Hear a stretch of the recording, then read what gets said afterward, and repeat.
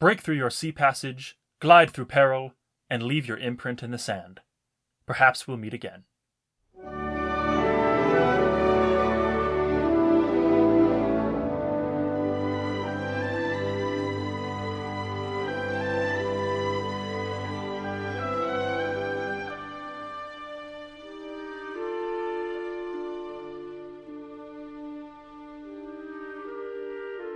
Welcome to the Indiana Jones universe, the podcast that explores the incredible adventures of the world's greatest globe-trotting archaeologist, Indiana Jones. Each episode is a casual and somewhat humorous, opinionated conversation with a slightly sophisticated analytical study of the expanded universe content from the Indiana Jones franchise. You can expect to find discussions about the adventures of young Indiana Jones, the further adventures of Indiana Jones comic books, the Staff of Kings and Emperor's Tomb video games, the Indiana Jones novels, the original soundtracks, and so much more.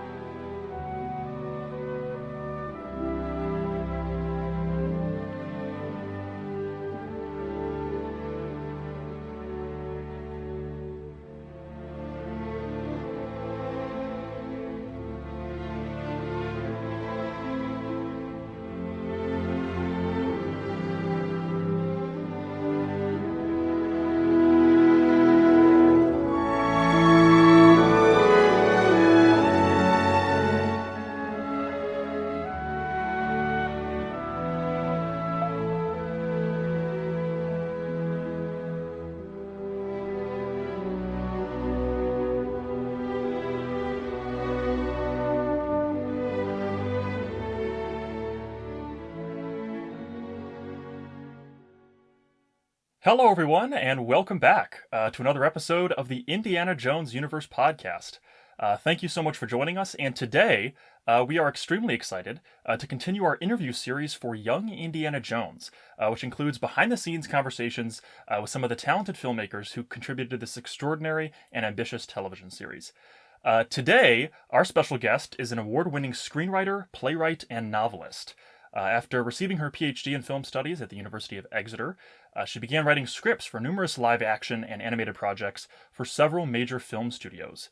She is also an accomplished professor at California State University Fullerton and has also published several nonfiction books on screenwriting. Currently, she is maintaining an active and busy schedule as an author in Portland, Maine, writing mystery novels. But most notably, she also wrote 4 episodes of the Young Indiana Jones Chronicles, Tangiers 1908, Florence 1908, Treasure of the Peacock's Eye, and Mystery of the Blues. Ladies and gentlemen, joining us today is the one and only Jule Selbo. Welcome to the podcast. Well, thanks for having me. It's a pleasure to have you here. Thanks so much for taking the time to come speak with me about Young Indiana Jones, an absolutely phenomenal television series. And let's just start right from the beginning. Tell us a little bit about yourself. How did your film career begin? And how did that ultimately lead to your role on the Young Indiana Jones Chronicles? Well, I grew up in Fargo, North Dakota.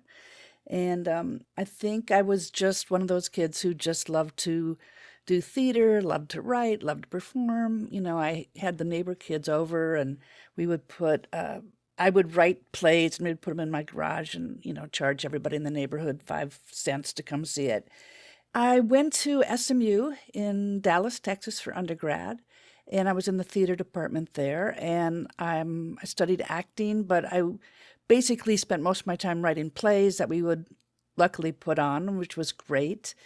And then I went to Actors Theater of Louisville. I worked there for a while, and I wrote some children's plays that were done on stage, and also was an actress there. And then I went to University of North Carolina in Chapel Hill.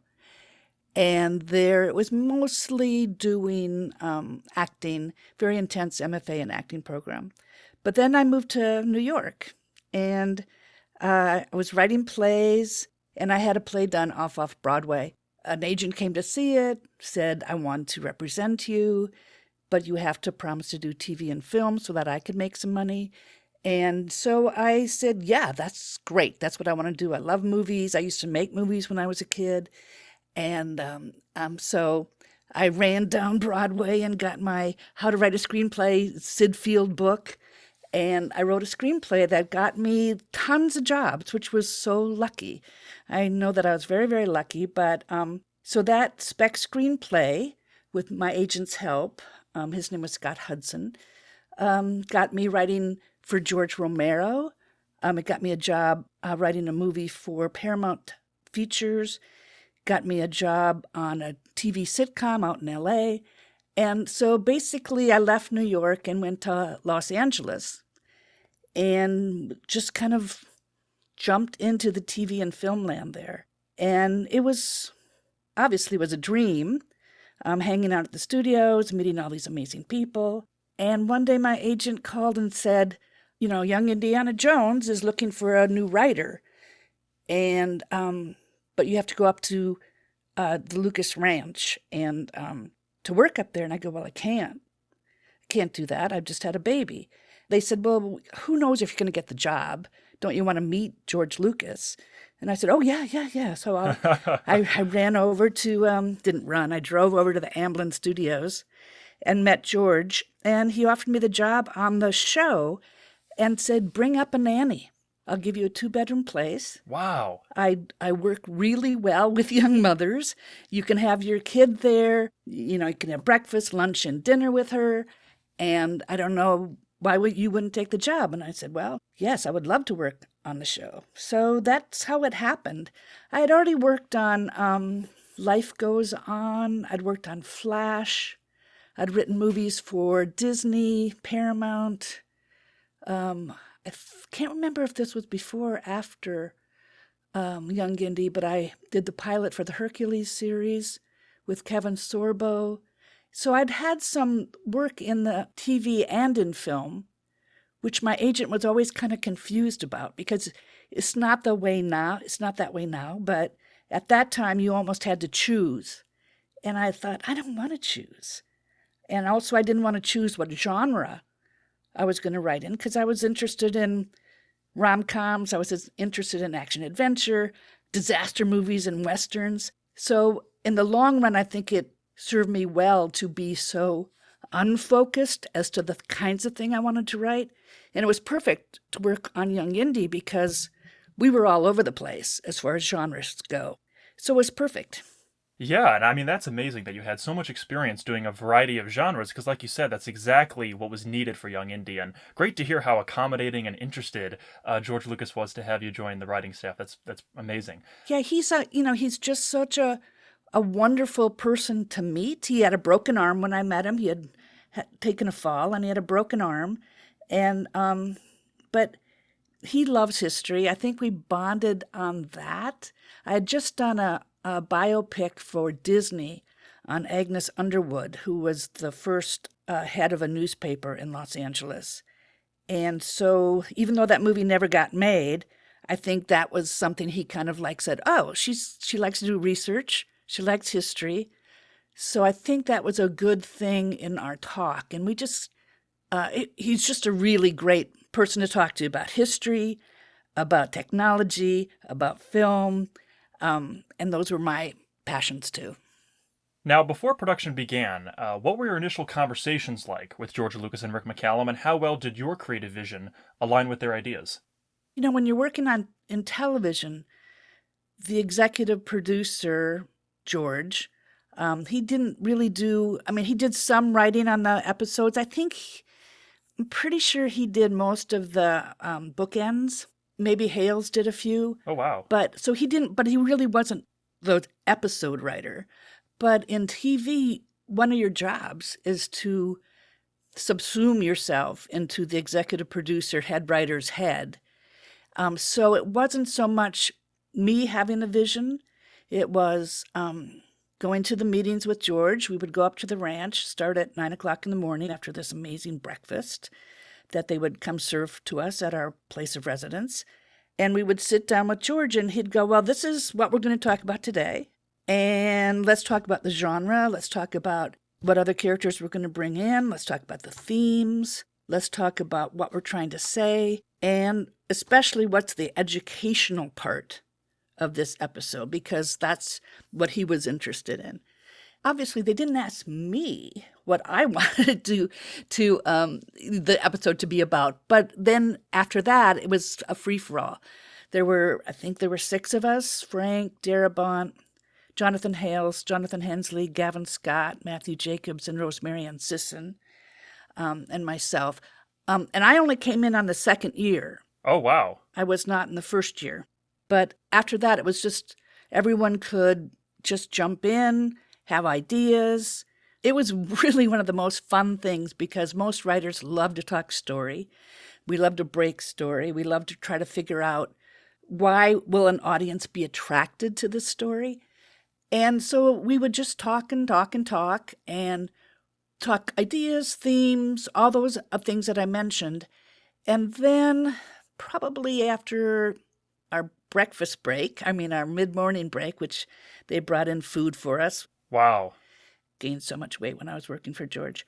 And but then eventually it would have been decided on, and we would go, okay, let's break the story. And we broke a story a day, starting with Act 1 and trying to build it. Who are the characters that are needed? Who's going to be the star of the episode? The real character that Young Indy's going to meet. And we would just kind of work until lunch and then go back to work. And then by mid-afternoon food break, we would kind of look at where we were because George he liked to divide things into 6 acts. And as you know, in screenwriting, everyone talks about 3-act structure. Yeah. But these were 1-hour episodes at the time when we were working on them. And he wanted them into 6 acts. Not so much for the commercial break, but that's just the way that he liked to break it down. And so we would get to maybe the 4th act or something like that. And then sometimes, not all the times, George would go, okay, let's go backwards now. And he would just start from the ending that he envisioned and move back to where we had stopped.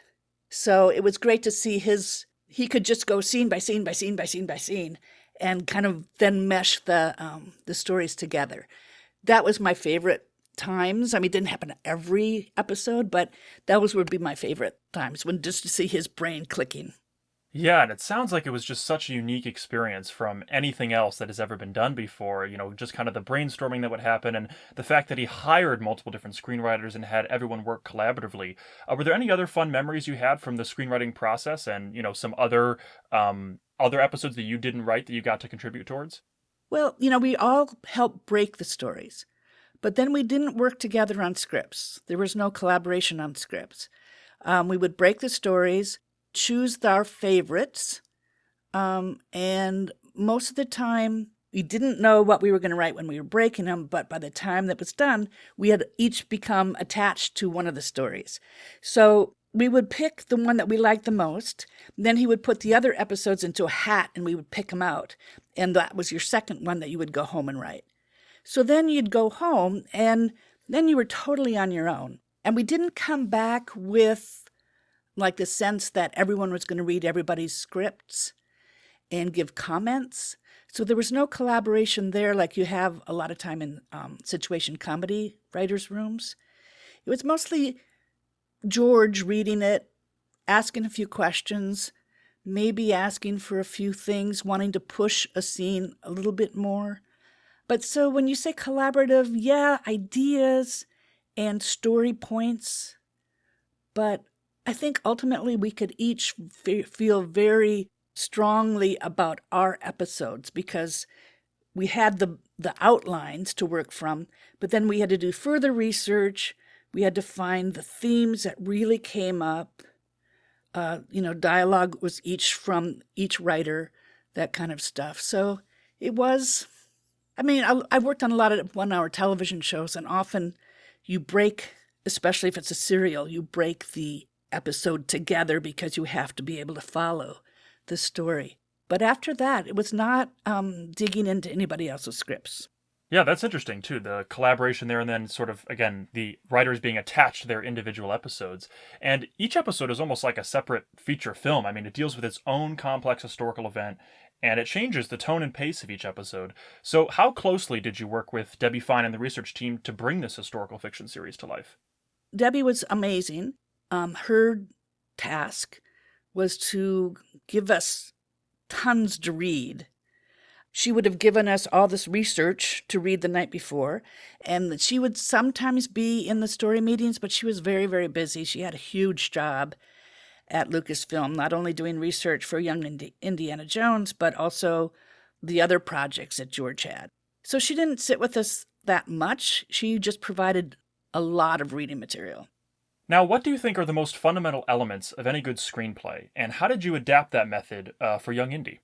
You did mention in my introduction that I moved into being a professor for a while, and that was after I'd worked in Hollywood for, 15 years or something like that. I was asked to start the MFA program at Cal State Fullerton. So I had to think about this a lot.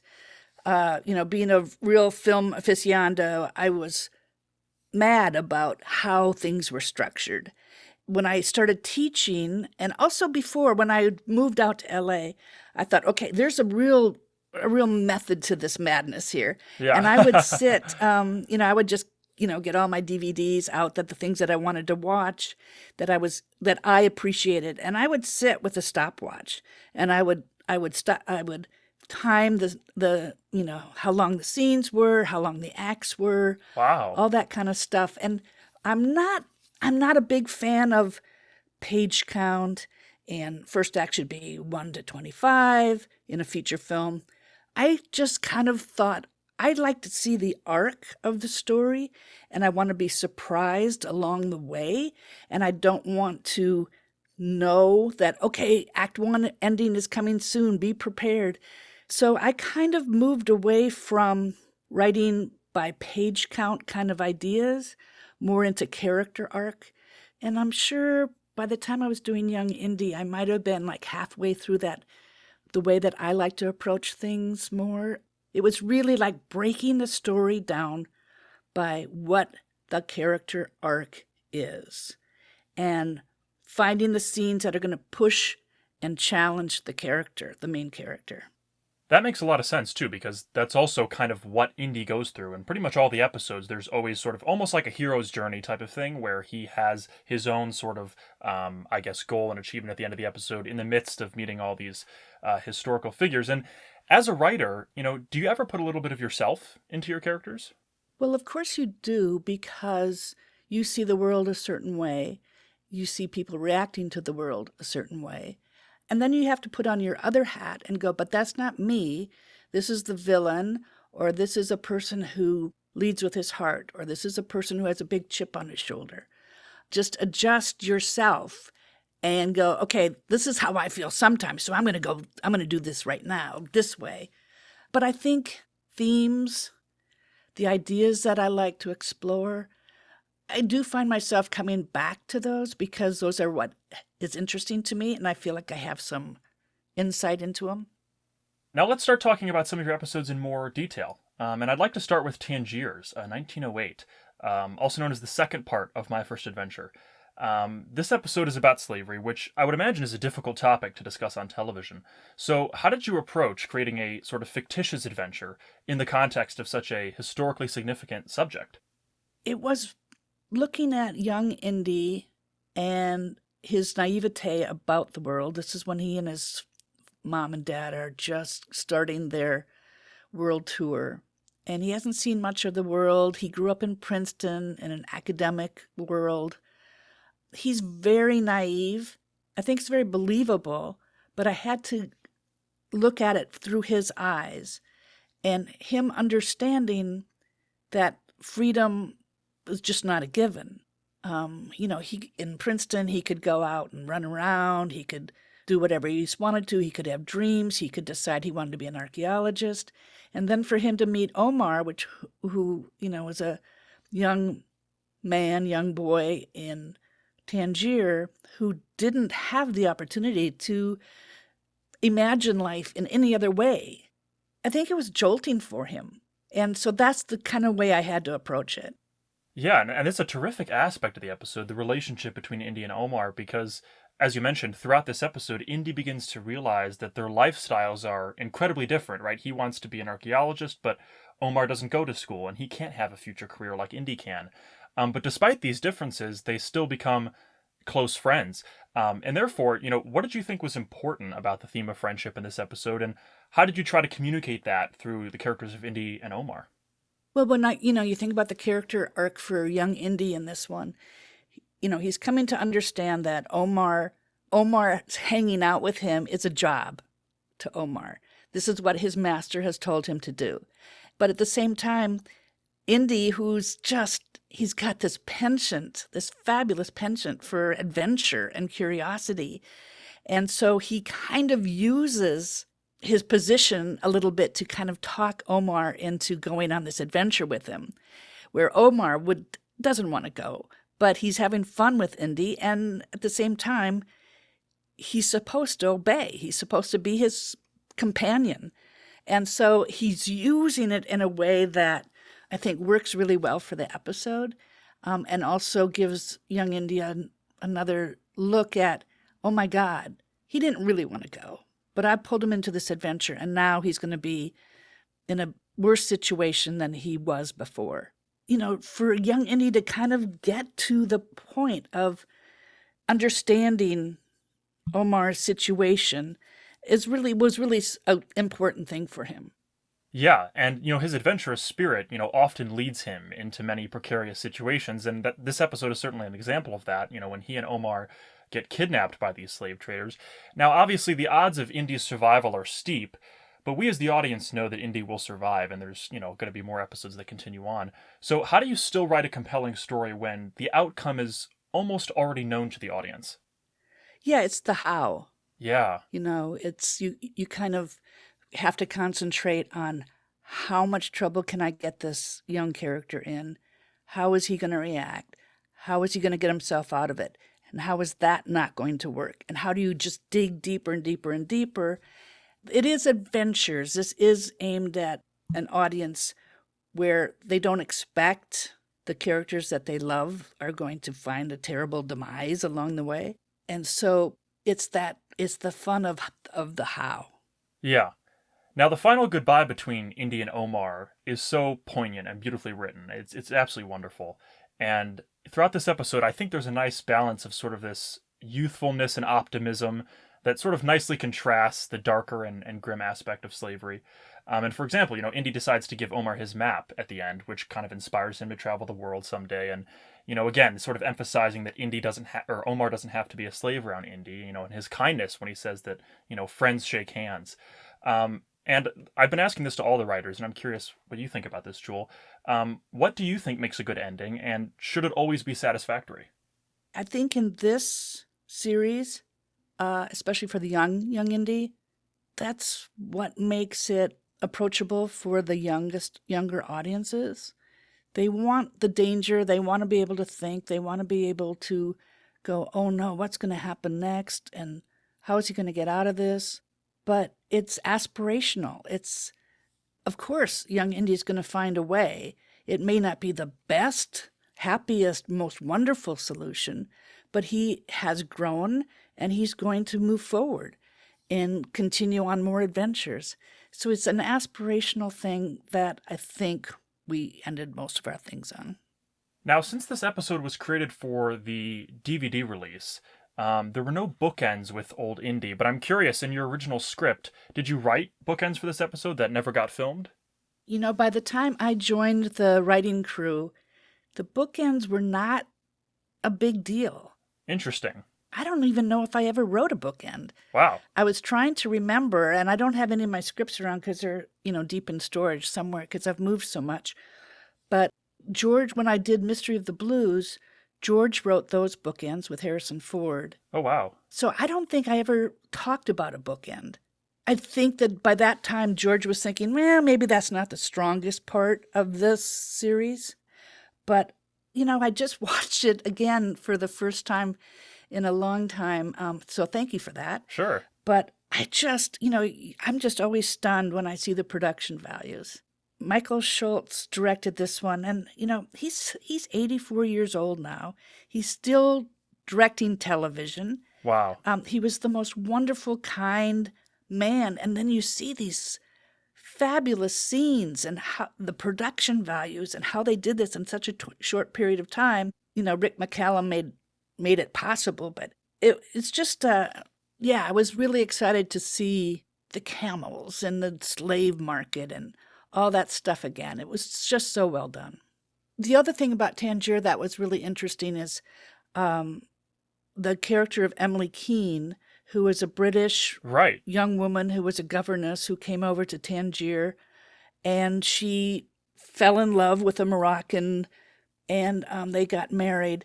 But so that was another thing, is like we really worked at trying to find the different levels. So she had found a new way of freedom for herself as a woman, but she Ah, came into this world where she actually had slaves, and she was very strong with the man that she married. Like, this is what I require if I'm going to marry you. But at the same time, she lived in this world of slavery. And then Walter Harris, who was the journalist from the London Times, he also came to Morocco to live, because there was so much more freedom for him there to live the kind of life that he wanted to live, which he couldn't have probably done in London at that time with so much freedom. So I think that, with all the research that Debbie Fine gave us, we were able to look at the different characters. No one ever said in the thing, oh, this is a famous person, or this person will be famous one time. But knowing about them and setting where the Indiana Jones family was staying and all that kind of stuff just really helped build on the themes of all the different levels of freedom and slavery. that's really fascinating. I never even thought about that with Emily Keene and Walter Harris, that they are sort of experiencing their own different kinds of freedom. That's really interesting. Now let's move on to Florence, 1908, also known as the second part of The Perils of Cupid. In this episode, the spotlight is primarily on Indy's mother. So as a result, what did you want to explore with her character in this episode? I think that the discussion began in George's office, where surrounded by the Norman Rockwell paintings, of like, okay, we've just done an episode with Indy's dad, Owen, where he goes to a monastery with Indy, and it's a dad-son story. And so I'm sure the discussion started like, well, we have to do something for Indy's mom. And George knew he wanted to do something about Puccini. So it just kind of, and Puccini writes all these romantic, these huge, sentimental, melodramatic operas, La Bohème and Tosca, and it's all about huge emotions and huge love. And Puccini was very famous in his private life for kind of living the way that his operas worked out. And it just kind of was like, well, Indy's dad travels a lot and lives in his academic mind. He doesn't come off as someone who's effusive. So here she is. She's this woman from New Jersey who's very sheltered, who's hasn't had that great, huge, lustful, crazy love. And so what would happen to her if she meets this man who doesn't hold back at all and just jumps headfirst into being in love? Yeah. And so I think it probably started with a discussion like that. And then also then it was like, well, okay, what's young Indy learning? And somehow, and I don't remember how, we came upon the idea of using physics. And so that was a lot of fun for me to write, because I'm not good at science, but I love science. I'm not good at music, but I love music. And so I could, the research for me, I remember sitting at my place in Los Angeles and going, oh my God, my research that I did on my own about physics and the books that I read, and then listening to Puccini's operas over and over and over again. It was so much fun, but it was a lot of work, because I was just like, I don't want to make this cheesy. I just want to make it so that it will reflect on each other and work out. And then I wanted people to be afraid, oh my God, is she going to leave Indy's dad? And another great aspect of this episode is that exploration of romanticism in music. And how did you want to characterize Puccini in this episode? And you sort of talked about it already, but what sort of research did you do during pre-production to learn more about his life and try to communicate that to the audience? Well, thank God, we have the internet now. I remember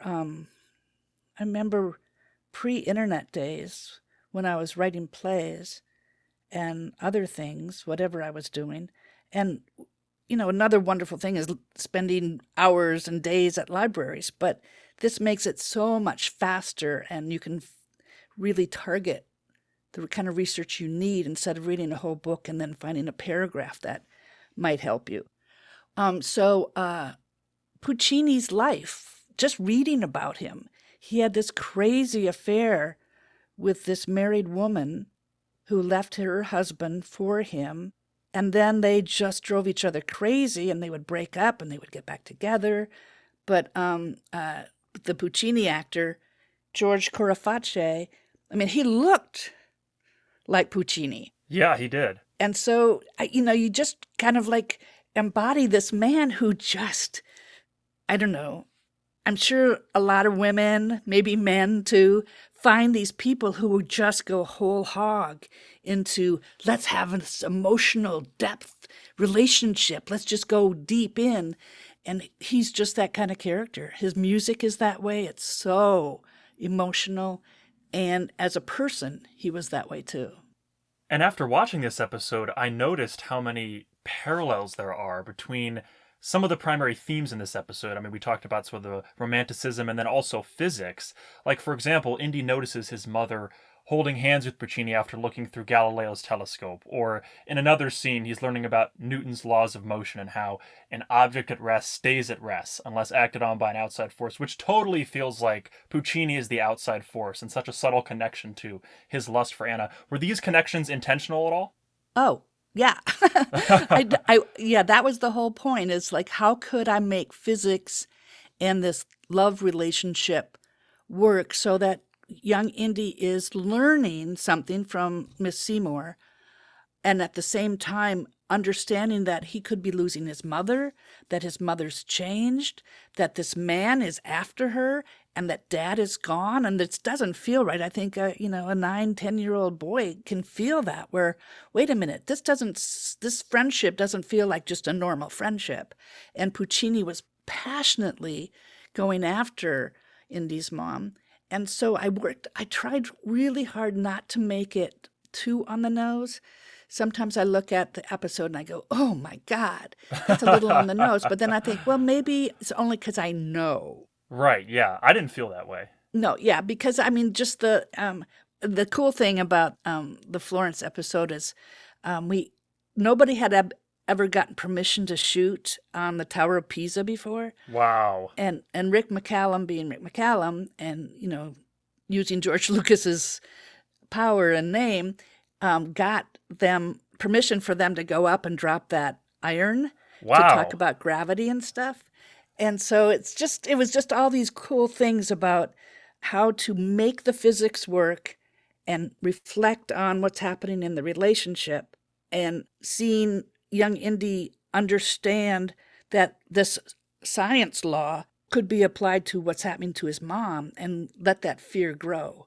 Yeah, and speaking of those parallels, during one of the opera rehearsals, Puccini asks Miss Seymour about how she feels about unrequited love, and she says, it has its place in romantic novels and operas, but not in real life. And this feels, again, like another one of these references to what is going to happen later in the episode. So as a writer, how do you know how much foreshadowing to use without being too obvious? What's the secret there?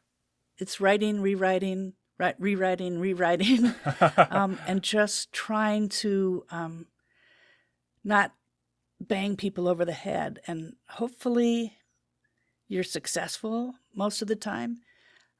It's always interesting for me because my process is writing and then going over it and over it and over it and trimming and taking out as much as possible.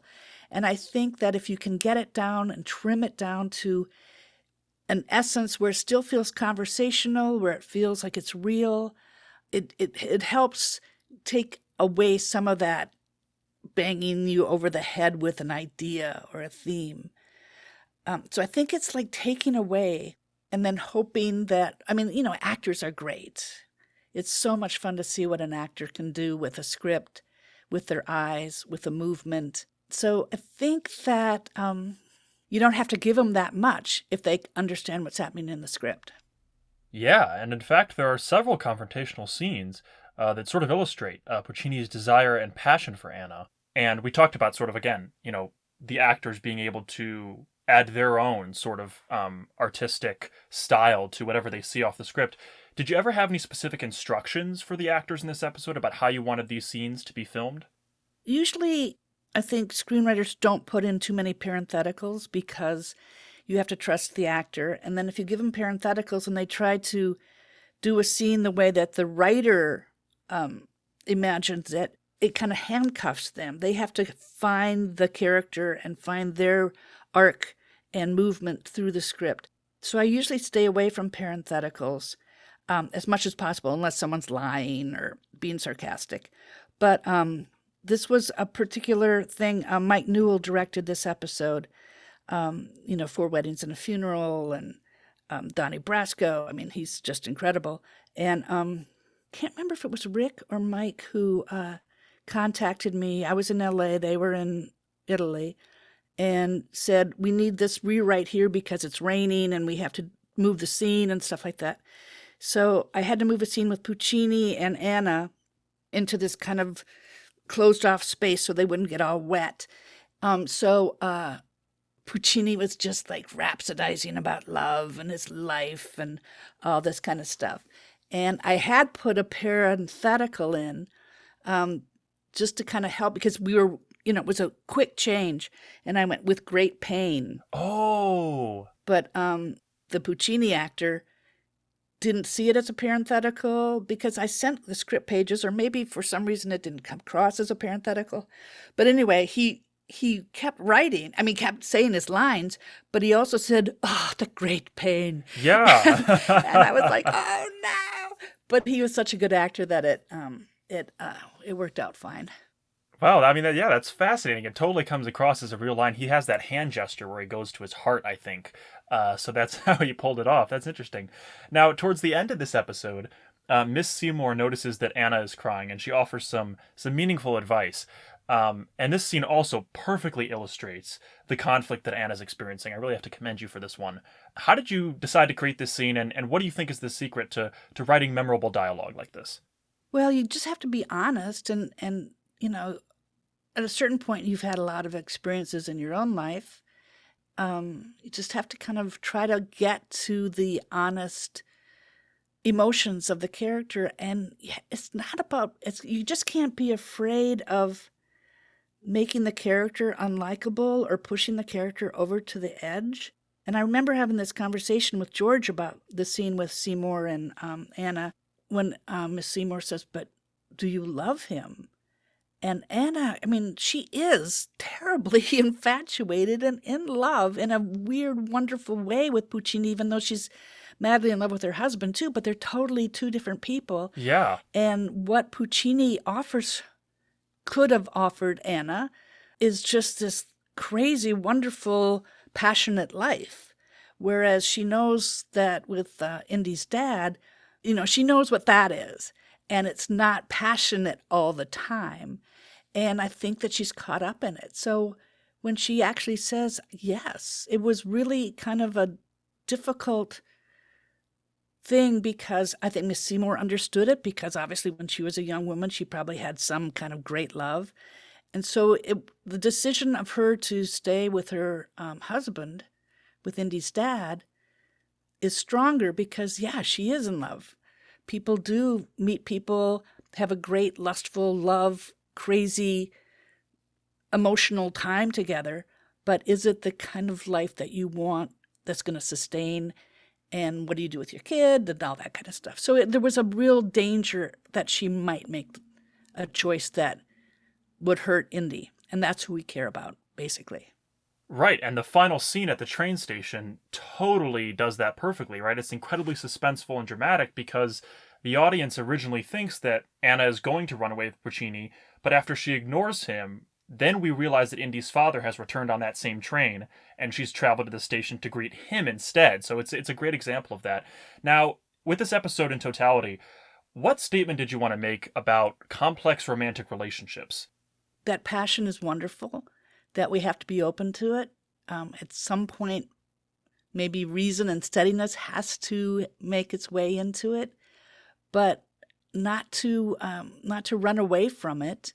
And just that there are people like Puccini whose whole life was just this, who knows? I didn't know him. But I imagine he wakes up in the morning with an idea or music in his head. Yeah. And passing these beautiful women on the street and going to rehearsal and hearing these singers and getting swept up all the time over and over and over again, so that he never has that steady da-dump, da-dump, da-dump of life. So it was just the beauty of living like that. But then eventually, how tired it can make you, I think. And I would imagine that this was an incredibly conflicting episode to create, too, because it was quite a bold choice to have Indy's mother be so vulnerable in her romance with Puccini. But I think pairing these conceptual themes of physics and romance together was such an excellent idea. So I just wanted to thank both you and Mike Newell for creating such a deeply thoughtful and artistic episode. It really is a wonderful story. Well, it's interesting that it was chosen for the TV Academy as one of the best episodes to put into the Young Indiana Jones oeuvre. Oh, wow. And also, I think that the fact that there's no big danger, there's no chase scenes, there's no horse riding, there's none of that hiding and treasure hunting in it, that it feels like it's more of a character piece for Indy. And it was really built to give young Indy's mom something really to sink her teeth into. All right, so let's move on to Treasure the Peacock's Eye. To be honest, I think this episode is absolutely phenomenal. The way the story unfolds, it feels like such a tribute to the original Indiana Jones films, and it has all those essential story beats that you would find in one of those classic globe-trotting style adventures. What was your initial vision for this episode? What was interesting about it to me was this is the episode where Indiana Jones makes the decision to actually pursue his dream of being an archaeologist. He's been talking about it. It's this dream. He's met Howard Carter. He's done all these things, but he's never made the decision to actually act on it. And now the war is over. He doesn't have a good relationship with his dad. Miss Seymour has passed on. Indy doesn't know what to do with his life. He just, he was a soldier yesterday, and today he's like, okay, now what am I supposed to do with my life? Right. And so he gets pulled into it with Remy. So for me, the attraction was, how does someone go through something and then finally something clicks and they go, oh, no, I'm on the wrong direction. I need to change course. Yeah, and you totally get that with this episode for sure. And there's that sense of, I think, Indy's sort of torn. I like what you said there. He's sort of unsure what to do next once the war is over, and you don't really understand where his sort of thinking lies until the very end. And from my understanding, the diamond in this episode was supposedly the exact same diamond from the opening prologue of Indiana Jones and the Temple of Doom. Is there any truth to that, and was that something George Lucas had suggested? Yeah, I don't even remember. But yes, it's true. So I imagine that part of the discussion was, okay, this is when he starts hearing about the Peacock's Eye. Yeah. Yeah, and it's fun that it has that connection to the movies. Yeah, it's a great detail that connects the Young Indy episodes to the feature films, and there are a lot of moments like that throughout the entire series. Now, at the beginning of this episode, Indy and Remy are back in the trenches, just hours before the armistice begins. Now, looking back on Indy's time with the Belgian army and the French intelligence service, how do you think World War I affected his life? Well, obviously, in a huge way. Not only was he a soldier who had to obey orders, who was in the trenches, who put himself in danger every day. He saw death. He saw politics in a way that I don't think he was that fond of, that people are making decisions about people's lives, and who are they to make the decisions, and are they the right decisions?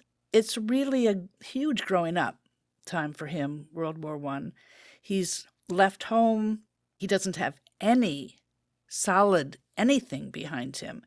And that's kind of one of the wonderful things that Remy did for him, because it did give him a sense of a brother or a family or someone that was a solid part of his life. So the World War I years for Indy are huge. And you can see in the movies, they always kind of go back to the World War II, not World War I, but it's a very potent time period and situation period for him. The thing is that he has this kind of great. I mean, George created this character. We have to kind of keep saying, "Oh, Right. this is a made-up character that came out of George Lucas's head." A young man who was always curious, who was always up for adventure, who would put himself in danger, could figure out how to get out of danger, and it was just an aspirational character that we can all go, "Gosh, I wish I was as brave as Indiana Jones," or "I wish I was as smart," or "How could he be so stupid and get himself in a situation like this?" And so it's this character that George came up with that I think is just an incredible, incredible character. I find him a lot more interesting than Luke Skywalker because there's so many different elements to him. Totally. So, and also it's because Indiana Jones, you just kind of understood this kid, this person. Not only did you want to be like him and have these adventures and be as brave and as thoughtful as he is, you understood him too. But yeah, he's now at a turning point. The war's over. And he's met incredible people. He's talked about freedom. He's talked about villains. He's talked about death. And now he's got to make some decisions about his own life. How is he going to go forward? Right, and when he returns to London, he receives this beautifully written letter from Miss Seymour and finds out that she has passed away, and she was such a big influence on his life. Now, with certain reoccurring characters appearing in different episodes, did you ever work with the other writers to sort of have a combined consensus on, what her character arc would be throughout the entire series? Well, I think it kind of became clear when we would have our 2-week confab sessions with George as we broke the stories. I don't remember having any big rewrite discussions, trying to match what a character was thinking or saying. I don't think we did do any of that. Maybe George did when he thought about the bookends, but we didn't really talk about, okay, he felt this, he fell in love with this young princess and he met Freud, so the next episode, this is what's going to happen. We may have had discussions like that, but not in a big way.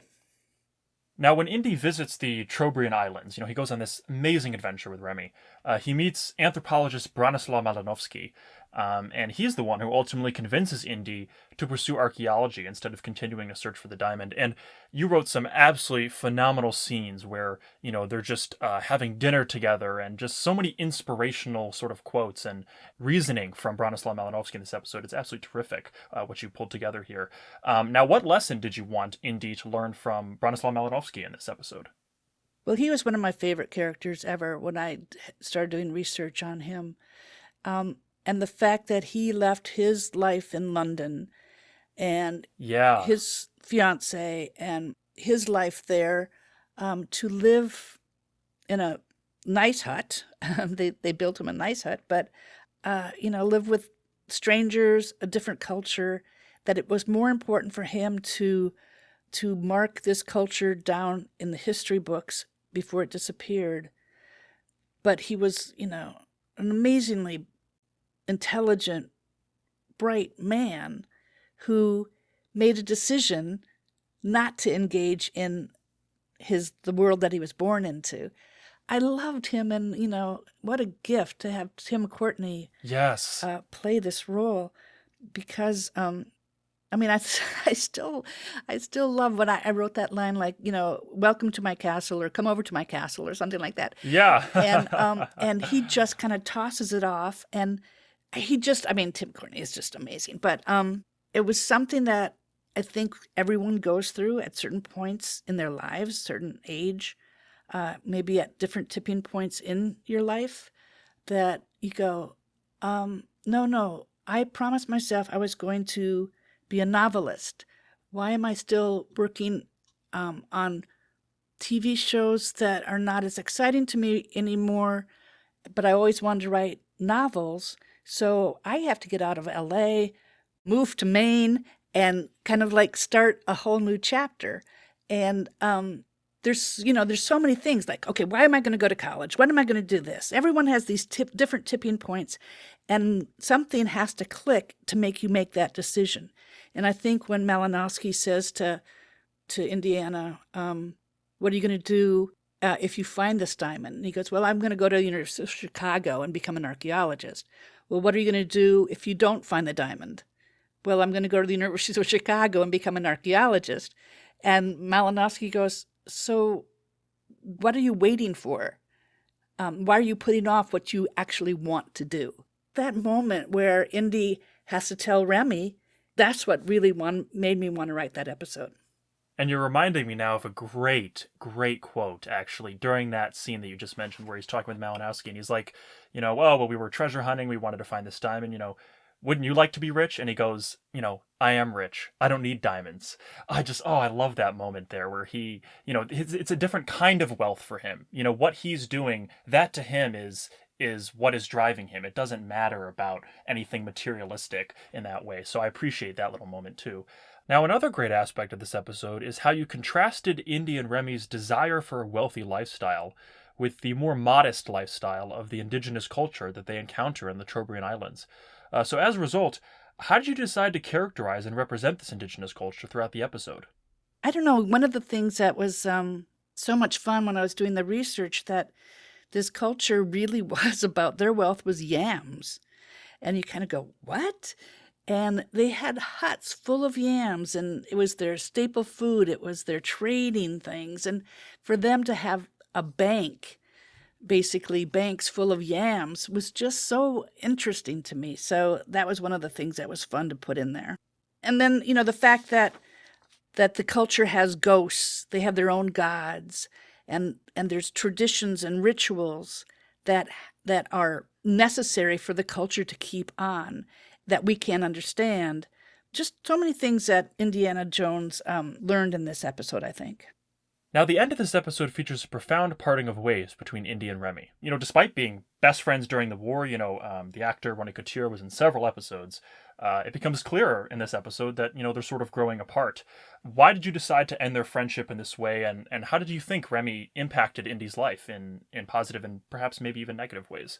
Well, when you think about the character arc for Young Indy in this one, Remy became like a family to Indy. They went through a lot of adventures. They relied on each other. They had a great understanding of each other. And I think in this episode, Indy kind of sees that Remy's greed for money or an easy life, because Remy really just wants this diamond so that he can be rich. And like you said, Malinowski goes, well, I am already rich, and Indy's never been about money.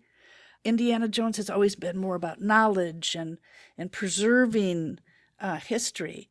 So it just made sense that this was going to be the splitting point. In the war, they had a common goal. They had to stay alive. They had to, fight for whichever country they were fighting for at the time. And that's over. Now it's time for a new relationship, and it's very clear that they're not on the same page. So let's move on to the last episode you worked on here, Mystery of the Blues. This episode is incredibly successful at introducing the audience to the fundamentals of jazz. What kind of research did you do in preparation for this episode, and what role did you perhaps have in selecting the music for this episode? Well, I love this Mystery of the Blues so much, watching Jeffrey Wright, because it was very early in his career, and I remember watching the cuts of him, and I'm like, who is this man? He's just incredible. And how he just dug into Sidney Bechet was just so much fun for me. But as far as research, I have a really good friend who's a jazz musician, a very, very successful jazz musician. So I really had been trying how to learn about jazz and appreciate some of the new jazz that was coming out. But I kept being pulled back to the 1920s jazz and Bechet and Bix Beiderbecke and all those guys. And so when this came up and George said he wanted to do one with Sidney Bechet, I was like, oh, this would be so much fun to work on. So I talked to my friend a lot, this very accomplished jazz person. Then I did a lot of research and listened to a lot of music. And the scene where they teach Indy about jazz, I really wanted to convey that it is just an amalgamation of so many different kinds of music, and that at the same time it's got this improv part to it that will make it different every time you listen to it. And that's what was so cool about it for me. Yeah, and I love that scene right there because, he plays Turkey in the Straw, kind of just the regular version, with an African rhythm, and then the jazz version. It's terrific in conveying that. And you talked about Jeffrey Wright, who, yeah, is phenomenal in this episode as Sidney Bechet. And he almost starts off as, somewhat of an unlikable character, right? But Indy proves to him quite quickly that, he's genuinely interested in learning how to be a jazz musician. In this particular instance, how did you approach creating such a authentic relationship between, such a significant historical figure and a fictitious adventurer like Indy?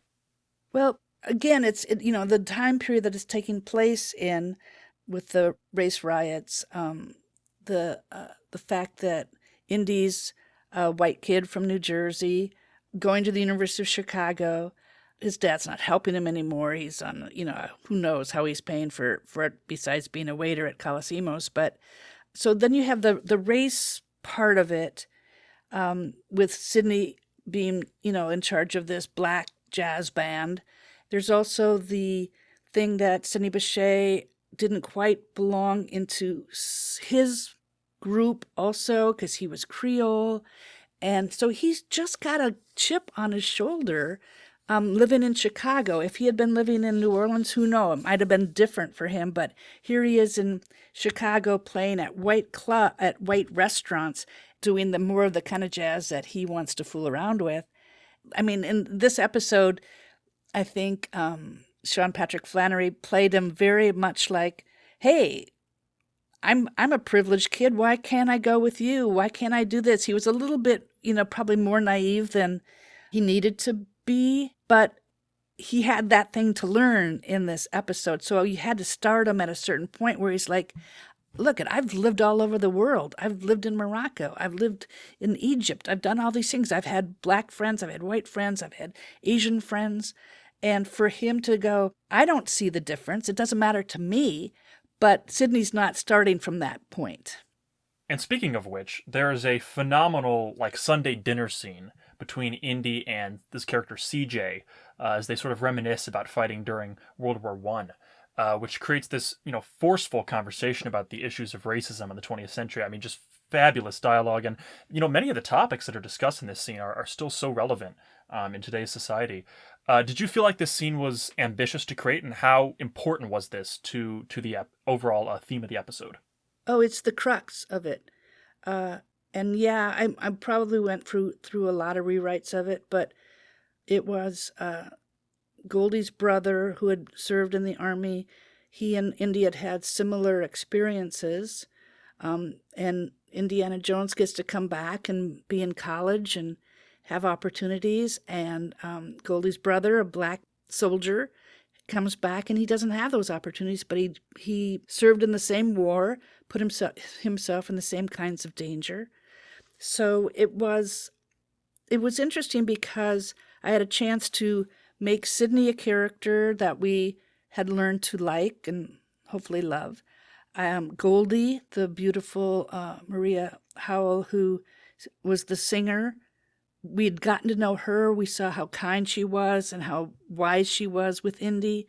We'd met the parents and saw that they were aware of the tensions between the races. So, I mean, it was set up so that there was an ease among them. They could talk freely, but at the same time, Dad and the brother are coming at what's the role of the black man in Chicago right now, or the black person in Chicago right now? How do we deal with the fact that the race riots were there and a young boy had gotten killed or drowned because white people wouldn't help him? So I think the fact that it came where it came in the episode gave it a little bit more power. And another great aspect of this episode too, in addition to that, is sort of the second part of this where, Indy meets Ernest Hemingway, somebody he already actually met when he was a soldier in northern Italy. And then also Eliot Ness. They solve this murder mystery against Al Capone, which of course, is so historically accurate because that did actually happen. And, at the end of the episode, however, they realize how corrupt the police system has become during the Prohibition era. And as a result, how do you create compelling drama from historical fact? Well, you just realize that, the history comes from people treating each other in certain ways. And usually the events in history that we remember are some people treating others in a not kind, not generous way. So Garrity, who was the chief of police of Chicago at that time, he was not a man who was going to help with keeping the city calm and together. And so he's a natural person to put in a drama. So these were based on history. And so these were people. And so you just have to make them real people. It was really fun for me because there are so many writers in this one. Yeah. Jay Underwood playing Hemingway and Ben Hecht, who is one of my favorite playwrights. So it was fun kind of going, oh, well, he was living in Chicago too. And Hemingway actually crossed over too. And so to bring them all together, it was really fun to see them interact. And you just kind of go, oh, you just want to be Indiana Jones because he meets all these famous people and they just become his friends.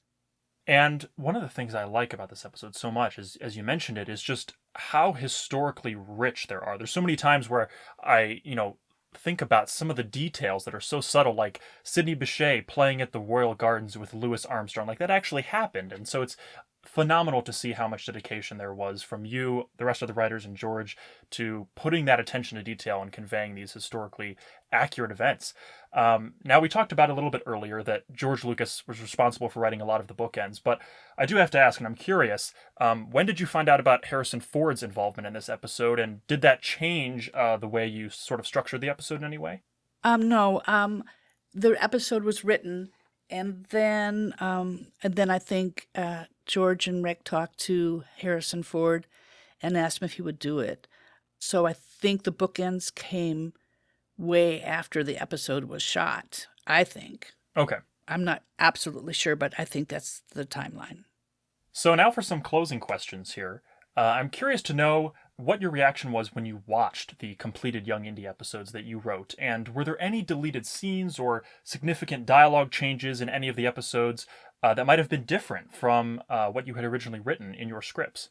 Well, George was so great about this. We broke the stories all together. We went home and did our writing. And then him telling these amazing feature directors, just shoot what's on the page. And I think Rick bent over backwards to make the scripts as they were written come to life. So it was one of probably the best writing experiences I had in Hollywood, because Wow, there weren't that many fingers in the pie. I remember Carl Schultz, talking to Carl Schultz. He did Peacock's Eye and Mystery of the Blues, but I remember having a conversation with him. I think it was on the phone, and I had spent so much time trying to write these great action scenes, and flips over a chair and then he bangs him with the table, and trying to kind of do the action, the stunt stuff in my head. And he just said, "Hey, I'm sorry.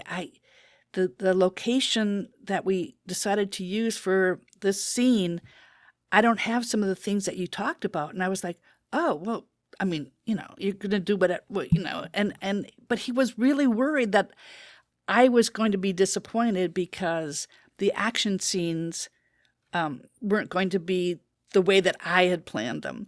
But then George and Carl did say to me after that, "Hey, you don't have to spend so much time writing these action scenes because you don't know the location. You don't know, we've got a stunt coordinator. You don't know, what the people can do or what the situation's going to be, the weather, all that kind of stuff." So I pulled back on just I spent so much time, which I didn't need to do at the very beginning, writing these huge action scenes. But I learned that You can go, and then there's a huge action scene, and he bangs him over the head with a crystal skull, and and that's basically all you need to do, because they fill in the rest. And speaking of which, did you ever get to travel on location and visit the set for any of your episodes? No, but I know in the first year, I think some people were on the set when they were shooting in London, I think. But no, by the time I came on, it was rolling, and they're not going to send a writer to hang out on the set in Africa or India or something like that. First of all, we weren't necessary. Second of all, it's big expense, and they were worried about all the other things that they were doing. They don't need to worry about putting a writer up. It's interesting. I think that's why a lot of writers do television, especially if they're shooting in LA or Canada or wherever where you can live, because you are on the set and you can fix things that need to be fixed very quickly. So when I was working on other shows in LA where we were shooting in LA, I did spend a lot of time on the set, and I loved it because it was just kind of, actors working, directors working. It was just fun. Yeah. But I think that this was such a huge production thing that we would have been extraneous. Now, George Lucas had originally planned for Young Indy to lead directly into the feature films, and supposedly he had this extensive timeline detailing 70 individual stories that were going to be developed into full-length episodes. I'm curious, obviously the series unfortunately got canceled by ABC, and there was never a season 3, but had you already written scripts for any of those unproduced episodes? No, and I think that there were a few scripts that weren't shot, but all mine were shot, and it was really disappointing when we weren't going to do more, because I think we all just loved the experience so much. Now, as you reminisce about the Young Indiana Jones Chronicles nearly 30 years later, what did you take away from the experience? What impact has the show had on you as a filmmaker and as a person? Well, it's just so fun that it's become this beloved show by so many people. And it was quite a while ago that we did this, and so to revisit it, it's a lot of fun. And we made great friends. As a writer, you were just so respected. Your work was appreciated. It was such a creative, exciting thing to do. And the fact that it just fit everything about what I love about writing, history, education, bringing characters to life. It was the perfect combination for me, so I'm very grateful that I got the chance to do it. Well, thank you so much for taking the time to join the Indiana Jones Universe podcast today. It's been an absolute pleasure to get to speak with you and reminisce about the Young Indiana Jones Chronicles and learn more about the insights to your episode. So thank you so much for joining us today. Well, thank you, Will. And for all of you listening, if you enjoyed this episode, make sure to check out our podcast on all your favorite podcast platforms. Leave a review. Tell other people what you think about the show. If you'd like to get in touch with us, you can visit our website, www.theindianajonesuniverse.com. You can email us there. You can also find us on X, and you can reach us there at the Indie Universe. So thank you so much for joining us, and we'll see you next time. Once again, I'm Will. And I'm Jule Selbo. And until next time, so long, Dr. Jones.